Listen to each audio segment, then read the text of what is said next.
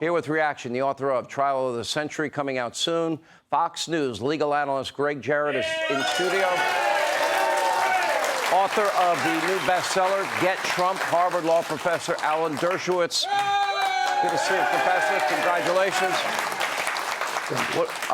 Excuse me, I thought congressional oversight was made just for things like this. Am I wrong? Oh, absolutely. And it is a constitutional duty inherent in our Constitution.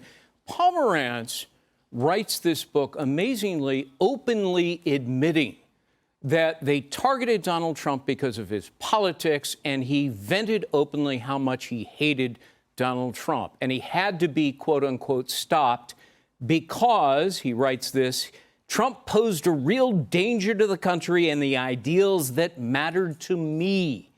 In other words, it's very personal with Pomerantz and Bragg. We hate the guy. We don't like his ideas, his views.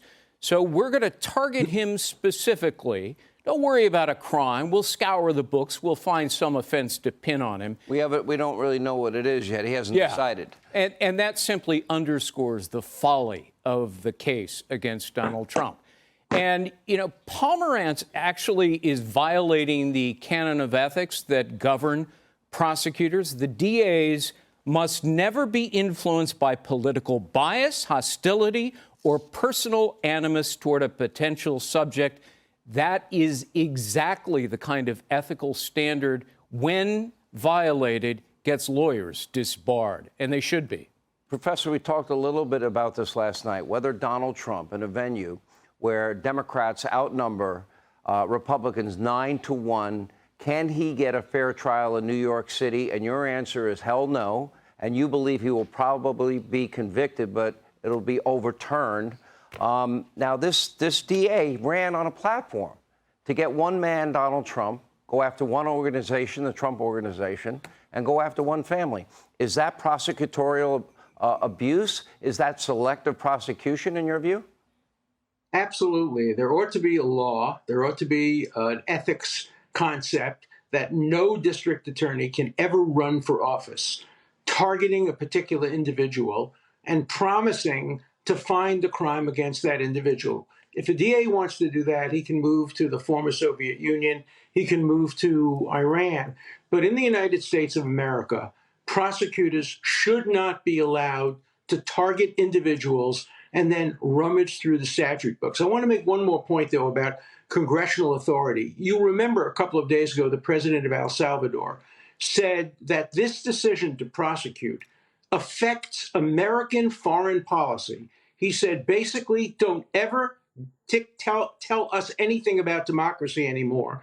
If a third world country ever prosecuted the man running for president against the incumbent, there would be no end of you lecturing us about that. You've lost your credibility and your standing as a country to try to impose democracy on other countries. If there's ever an issue that Congress is entitled to investigate, it's whether a local DA can destroy America's credibility abroad by essentially using tactics that have been used by banana republics, by the Soviet Union, and by other countries. And so I hope there'll be some questions asked about that. But I'm very pessimistic about whether a Manhattan jury would have the courage to stand up and to acquit somebody and then have to bear the brunt of people saying, oh, my God, that's the judge, that's the juror who let Donald Trump go free. In New York, Donald Trump is public enemy number one. He cannot get a fair trial. Justice and our Constitution are dead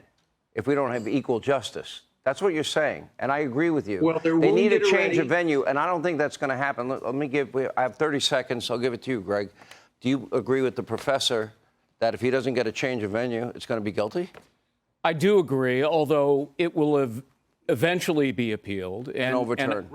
And this shouldn't even be brought to trial. The statute of limitations are gone. You know, they made up a law that they've never used against anybody ever before here.